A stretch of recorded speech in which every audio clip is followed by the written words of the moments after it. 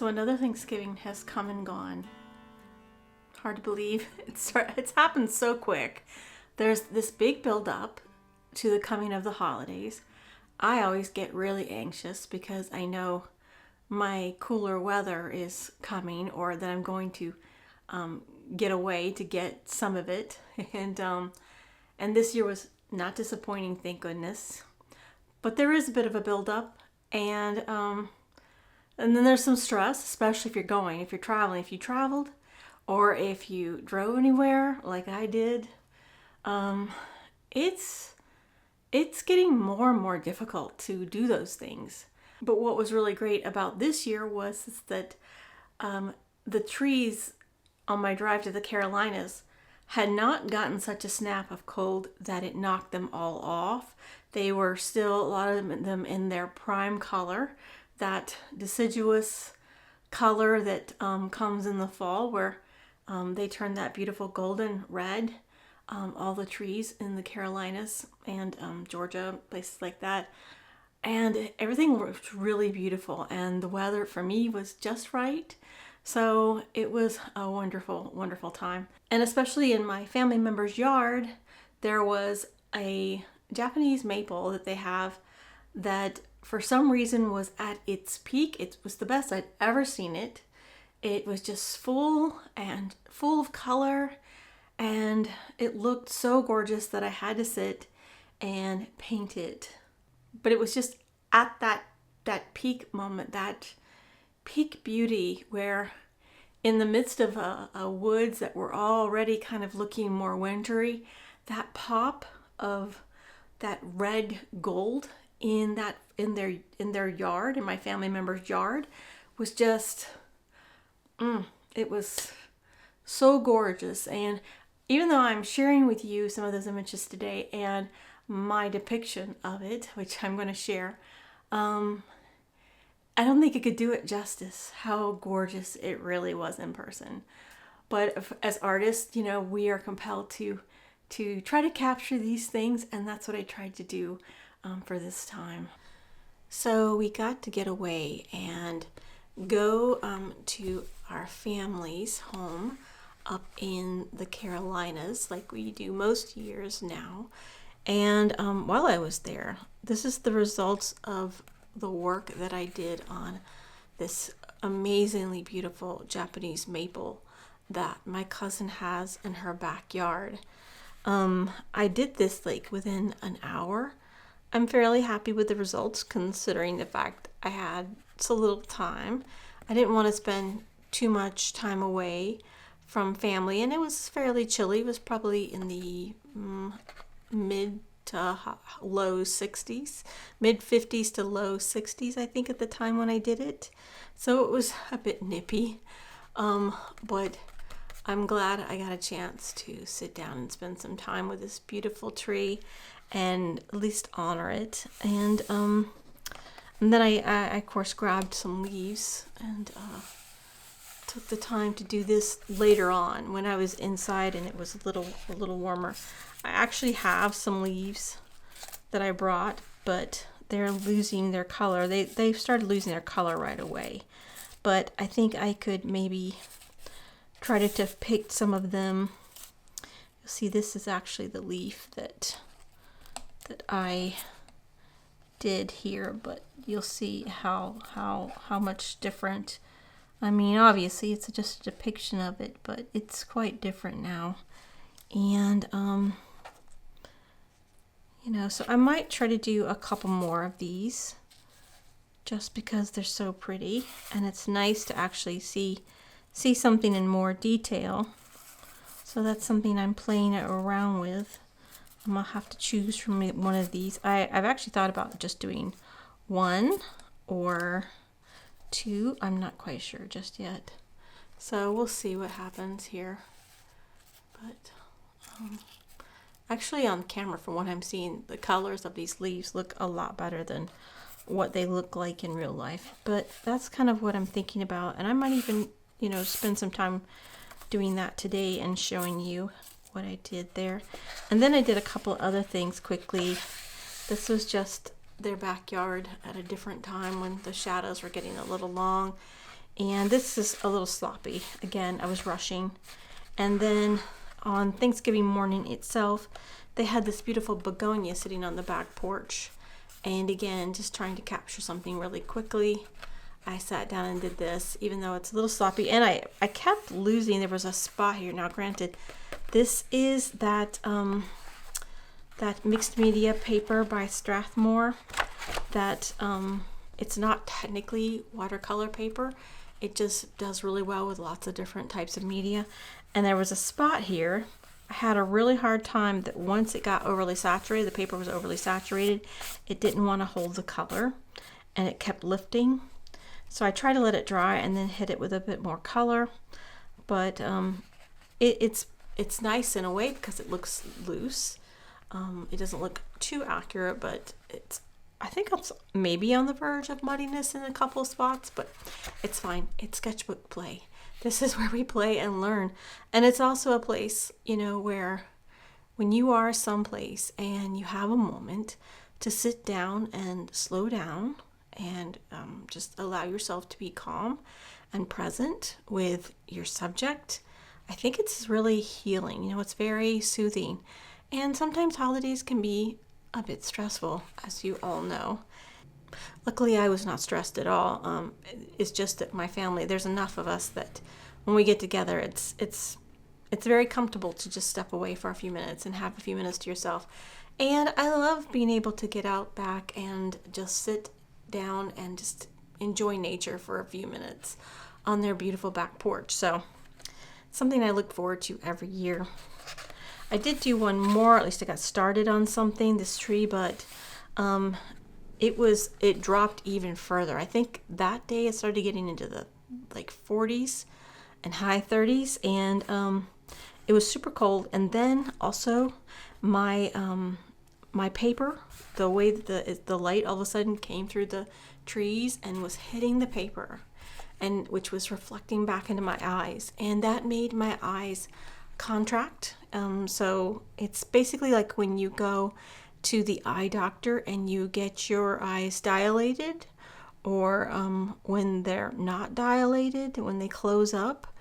If it's getting too much light, they can close up to, the pupil will close up to like a pinpoint, and it's hard to see, especially when there's a bright light shining on your paper. It's like looking into a bright light. It's really uncomfortable. So I had to stop. I just took pictures and I did this sketch, and I think I'm going to go back and try and play with this a bit more and see if I can get it done, at least more at a place where I enjoy it. But I did do a couple other things I wanted to share with you. My little random sketchbook here. I have been doing some trees recently. Just playing with sketching some trees that I have pictures of, and playing with this is just like some watercolor. I think this was all watercolor and just pencil. But one day when I was there, I had to go with my family, one of my family members, to a doctor's office appointment that she had, and I utilized that time to bring my sketchbook, and I saw this beautiful pine tree in the parking lot that I'm not really sure if this is a special pine tree, why the shape was so unique. So for us, this would be almost like the size of the top of a longleaf pine.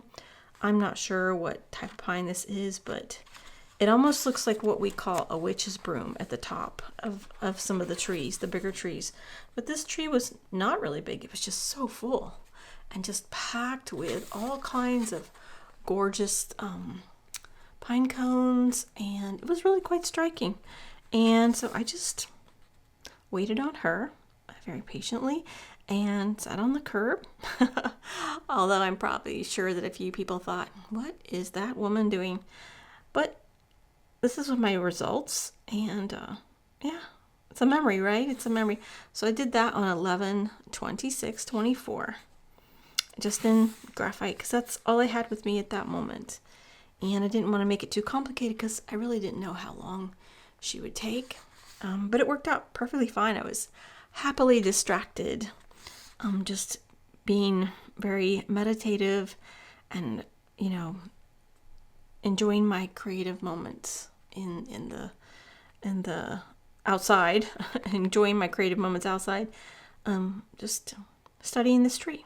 And I have this result in my sketchbook. So coming back to this page, I thought let's just work on this for a bit. So I'm going to figure out how I want these things placed.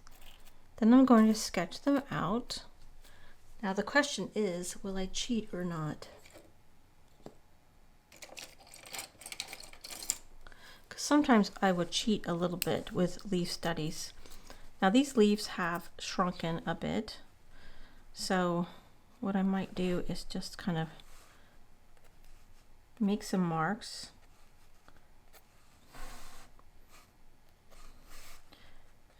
As guides, and then I'm going to just guess where the changes may have occurred.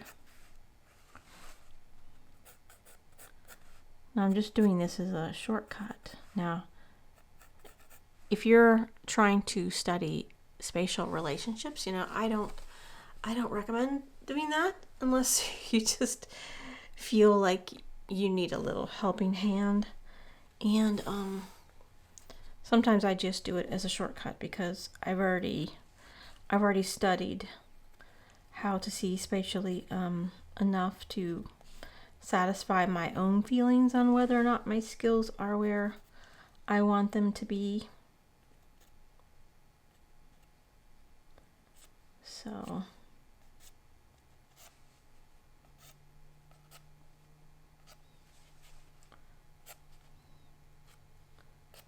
and then I want to put this leaf next to what I'm doing and sketch it out in more detail. And then I'll apply some watercolors to it. And actually this time what I took with me, since I wasn't out in the woods, I took my whole Schminke set, the Schminke Horadam watercolor set that I splurged, I think it was last year. I think I got this last year during the Amazon Black Friday sale, maybe, or Cyber sale. I'm not sure, but I know I paid a little less because the Schminke watercolors have gotten really expensive, and the gouache. I might have even gotten this 2 years ago, to be honest with you. I just don't use it very often because it's so precious that the cost is like shocking now. Although it seems like I've lost 2 pans somewhere. I don't know where. It's very concerning, very sad. I need to sit down with my key that I've made and figure out what colors I've lost. I do have replacement pans. I've bought extra pans for all my sets, you know, just to have them in case I need them. And or if I wanted to make my own little set of colors, my own palette. So I have extra pans, half pans and full pans for that purpose. But this is what I took, and as you can tell, my palette is still quite messy from the time that I spent working on these. So I'm going to clean up my palette quickly, and I'm going to sketch these out, and then we'll come back and I'll share with you me working on these leaves quickly. I'm done drawing. Now what I'm going to do is push it back a little bit with my eraser, my kneaded eraser.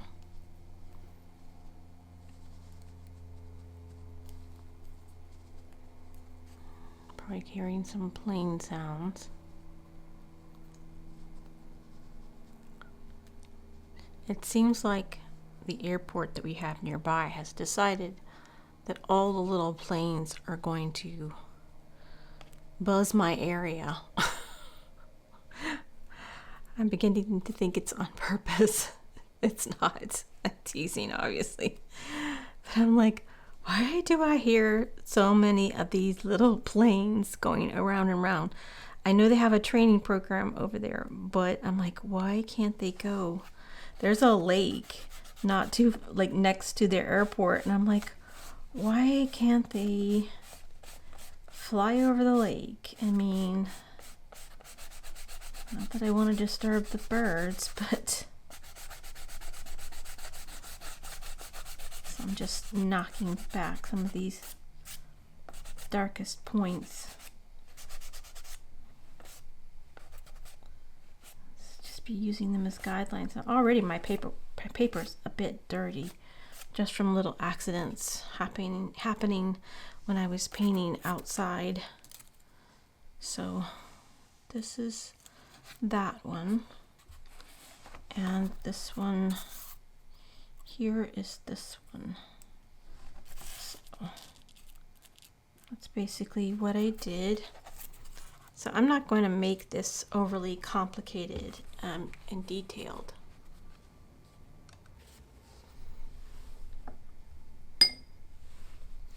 Right at first, I'm just going to put down like a foundation color.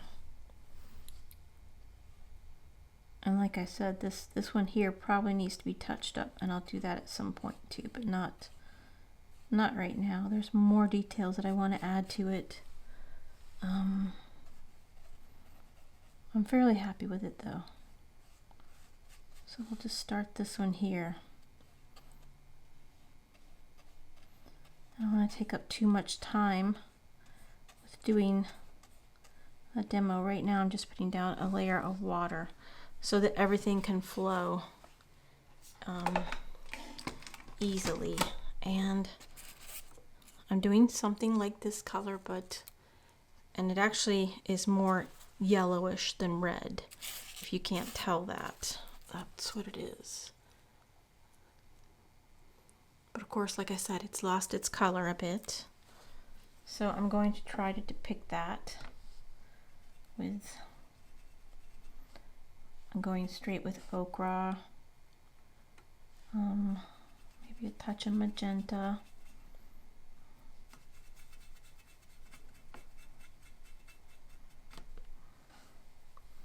See how I feel about that.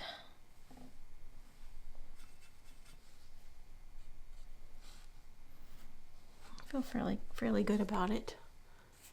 It's fairly close, I feel. All right, let's not dilly-dally here. Let's see.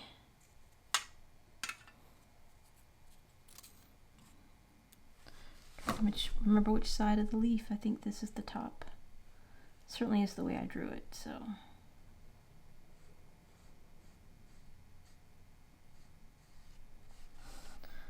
We're just going to basically layer down a whole single color of this mixture that I've made.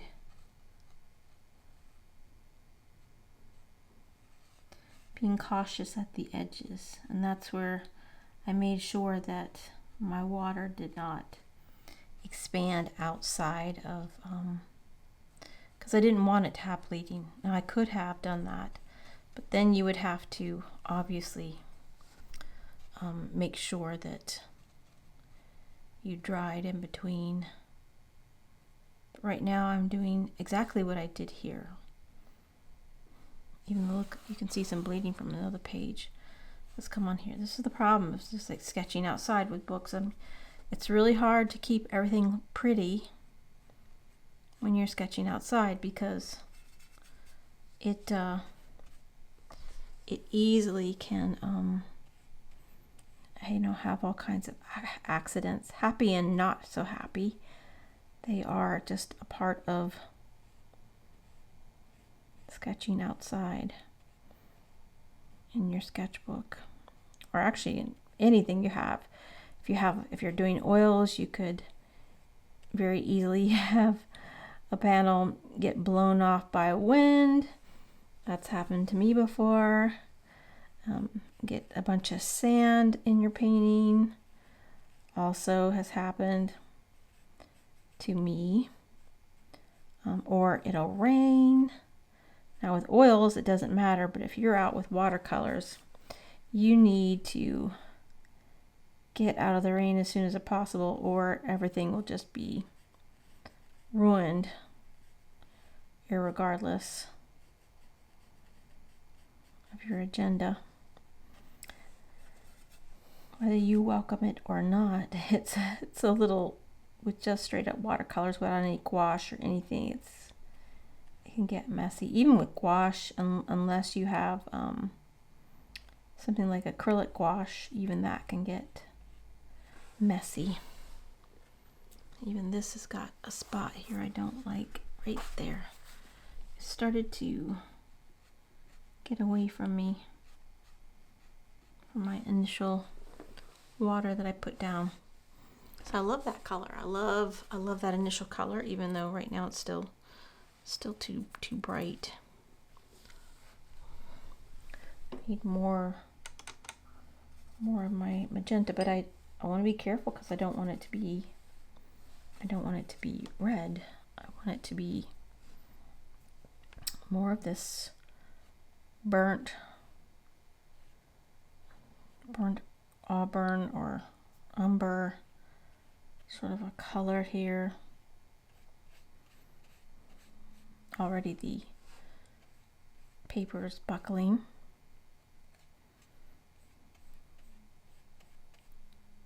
Because it's not taped down or anything, it's just straight as it was when I was out there, or the last time I did this leaf and when I did this outside.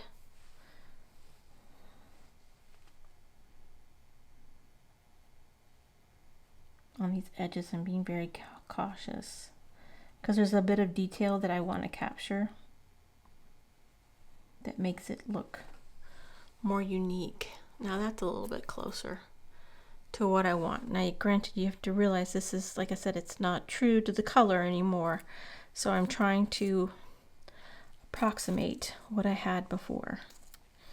And this one was also that same color. So I'm going to duplicate that over here. Of course, I haven't used any water yet, so let me put down a thin layer of water.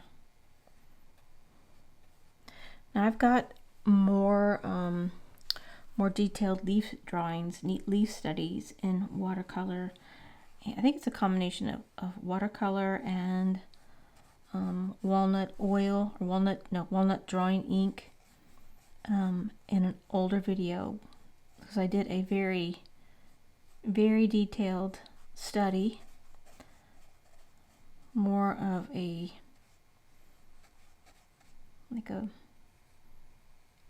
biological type of a study of leaf in detail. It took me a long time to do that leaf. So if you're into this sort of thing, you can go back and watch that.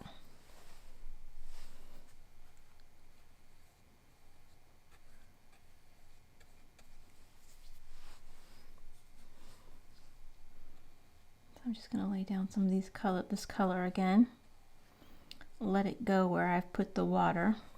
You always have to remember that water, I mean, obviously it's very logical, it's very obvious, but wherever the water is, that is where the watercolor will go.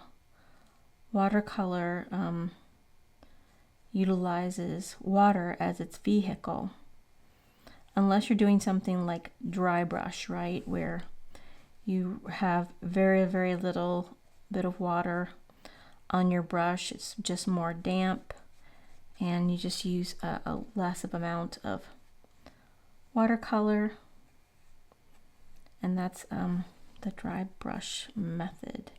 I really love this little spot here where it's kind of feathering out, but we're actually getting it to go all the way.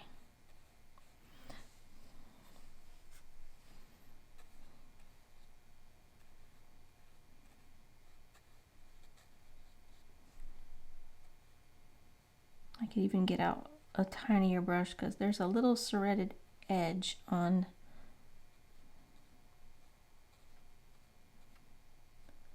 these leaves.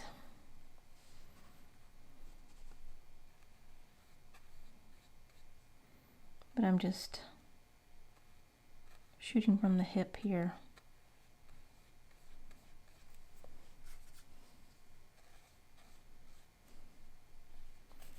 Now this leaf has a bend in it right here.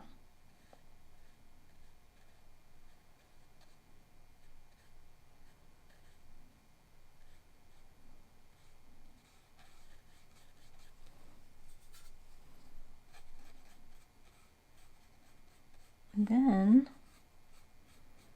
comes the fun part. Then comes the fun part where you start working on details. And like I said, if I cared more, if I wanted more details, I could really get into the weeds of everything on these leaves.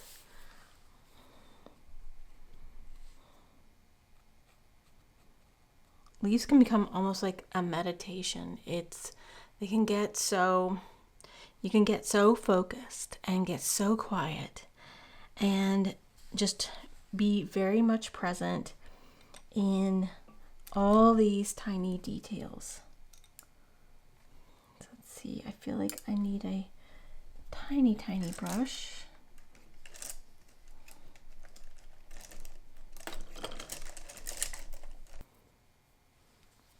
This is a Trecal number 2 Golden Takalon round tip brush. And I actually can't remember all the names of my colors because I put my my list, my key someplace. So right here I have a little spot. Now this is not the right color, but I'm just marking it.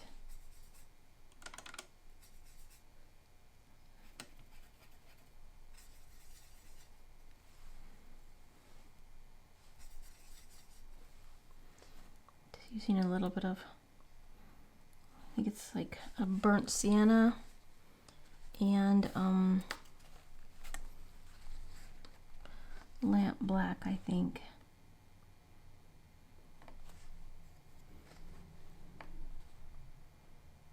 Just want to capture a little bit of this detail of this wound on this leaf. It's not going to be super accurate. I don't need for it to be, since it's not a formal study.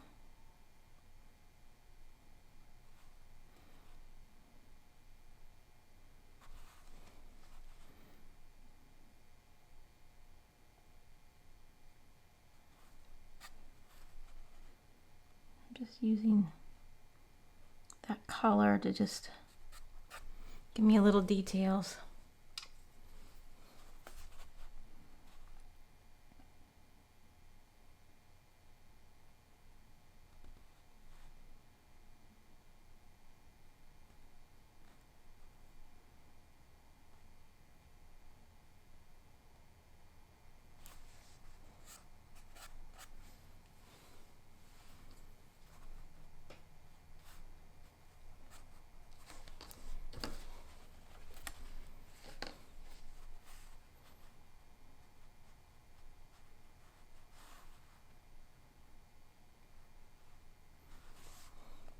If I don't have enough time, I'll even go back and hit it with my pencil again, especially if I'm someplace where I don't have time. And today I don't really have time to share with you guys all these fine details, because I could probably take 2 to 3 hours on these leaves with all the details, even down to like little pin pricks of just spots, tiny little spots on the leaves that maybe you might not even notice.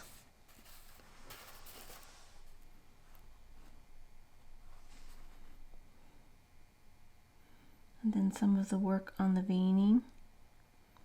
Some places it's very obvious, and then other places it gets very faint.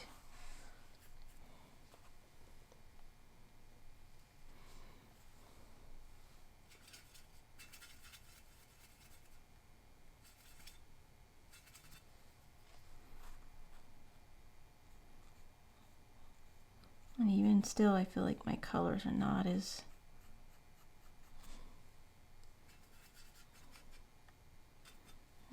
on par as I wish they were.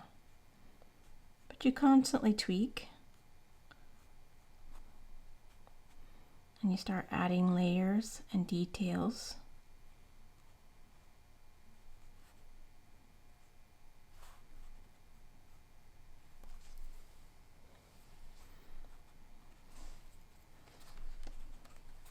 And then you can dab spots and then work back over it. If you feel like you start to lose control.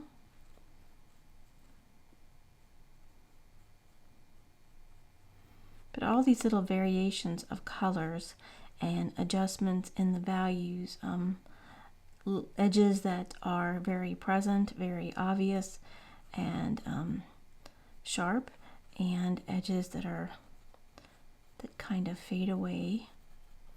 All those elements make this leaf come to life.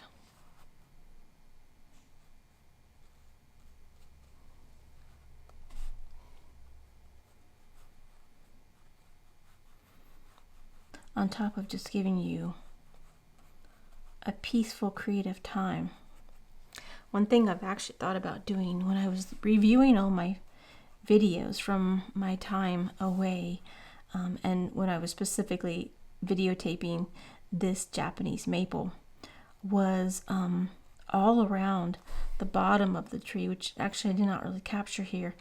It was just dappled in all the fallen leaves, but they still were bright in color. They weren't faded yet. They weren't all the newly faded, newly fallen leaves. And I thought it might actually be quite wonderful to do just a study of the ground.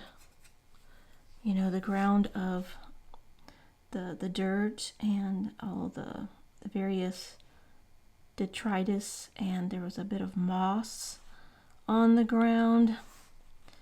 And then with all those beautiful little leaves, I thought that might make a beautiful study.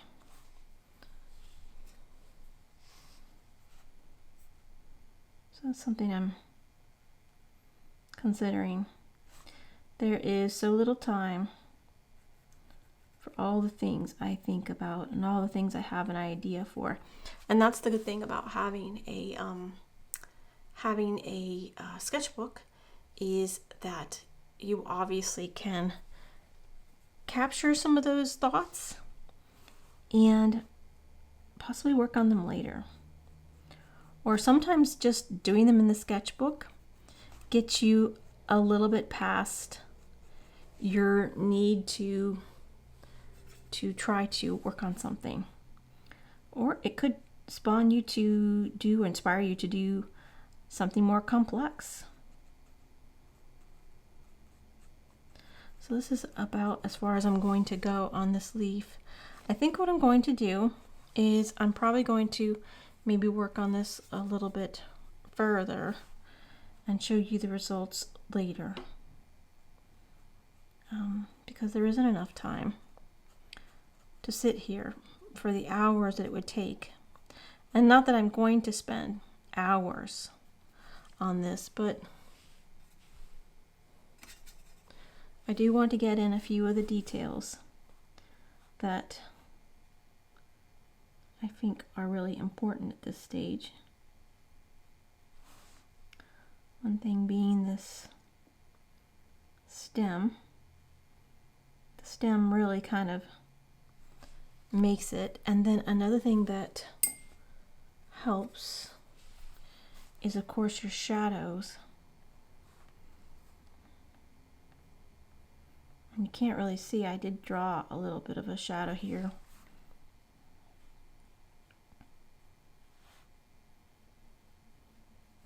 That always helps making your leaves look more realistic.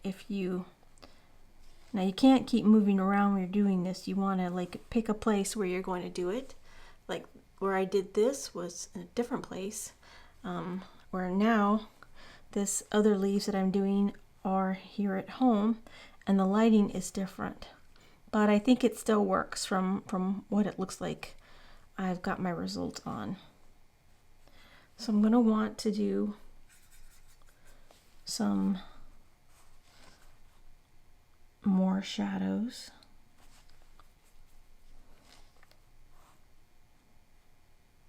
And more details. And then I also might share a longer form of this work over on my Patreon with the Patreons there, because I know there was somebody that was asking me about my leaf studies recently. She was interested in this process, and granted, this might share you everything you need to know, but I'll move this away so you can see how it's starting to take shape. We started doing this one, but this one has no details on it yet. But this one's starting to look more and more realistic, more and more like this leaf here. And so that's how it's done. That's how this leaf started from this one. And it's kind of nice when you can put leaves together and you can compare them. Granted, the colors again have changed, but it's kind of fun, and it's a great way to, like I said, de-stress, calm down if you need to. Goodness knows during the holidays sometimes we need a little bit of de-stressing and time being calm, and some time for thinking inwards, and just remembering the reason for the season, and remembering to be thankful for the things that we have, even if sometimes those things are not exactly the way we want them to be. We look for the things that we can be thankful for. At least that's what I try to remember. So I guess I will end today's video here. I hope you enjoyed this little session, and tell me, what types of things do you do to calm down? I certainly am looking for more of that when the season comes around. I'm always, I find myself wanting to be calm and struggling to be calm. So I'd love your inputs. I'd love to hear any suggestions you guys have for how you might use art or anything else to calm and de-stress during the beginning of our holiday season. Please do remember, while you're out there, if you're having to do running around for your gifts, be safe. There's a bit of craziness out there with the drivers, and I'll talk to you very soon. Wishing you all well. Bye.